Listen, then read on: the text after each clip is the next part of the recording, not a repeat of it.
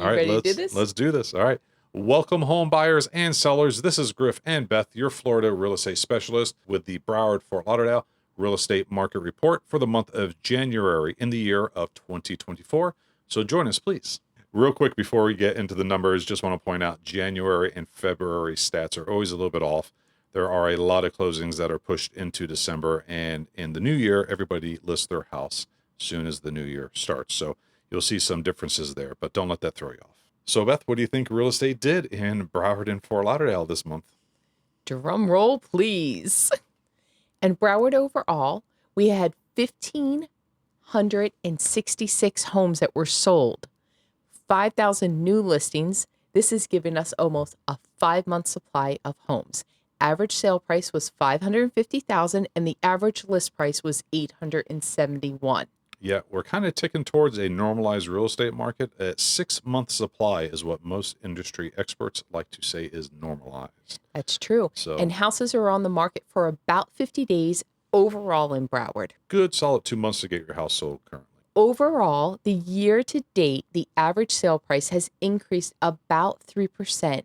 The median sale price has increased 8%. Now that's overall in Broward. Even through all this and the interest rates for all of 23, we still had, on average, about a 5% increase of appreciation. So Broward County, Florida, South Florida, always strong in the real estate market. And looking into the middle of 24, we're expecting Fort Lauderdale, Broward to stay at its current levels and continue that 1% quarter gain that we've seen over the last 18 months almost. So Griff, as we jump into the middle of 24, what are you expecting for Broward and Fort Lauderdale? it seems to me that Broward, Fort Lauderdale, we're going to stay at its current levels. We're going to continue to see that 1% appreciation every quarter.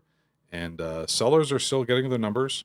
And we're heading into our spring season. So that means that people from up north that are sick of that snow and their taxes are coming to Florida. Yeah, especially after the last 6 weeks in New York and the Northeast, it has been insane.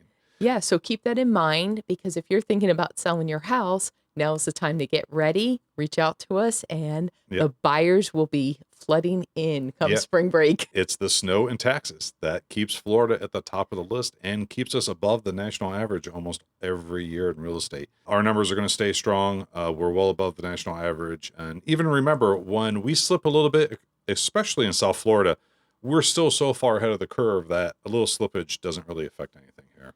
That's for sure.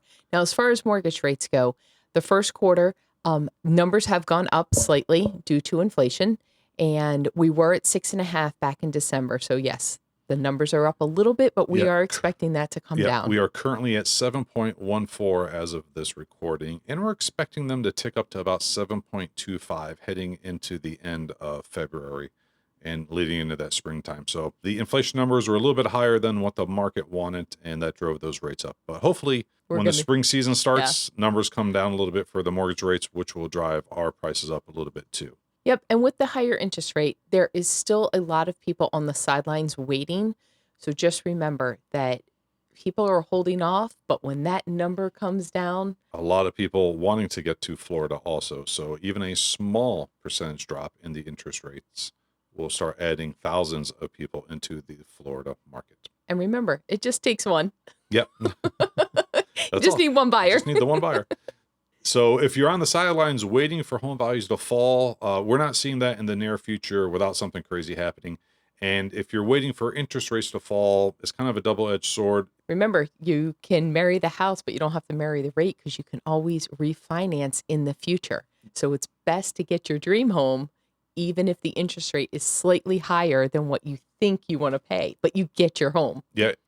Just weigh your options if you're on the sidelines, and a little bit of extra interest, and you get the house you want, and you're not renting. You're not losing all that equity that you could be adding in there. So always, if you're thinking about buying or are sitting on the sidelines, make sure you talk to a good lender. It might make a lot of sense to refinance in a year or two for you, and you get locked in now, and you can get the property you want now. So lots of options. Just think about all those. Yep, absolutely. Thanks for joining us. Questions or comments, leave them below in the comment section. And all of our contact information is below, and the links to the data we just went over for when you're ready to buy or sell here in beautiful South Florida, Fort Lauderdale. We will see you next month and we'll see you around town. Bye. Bye.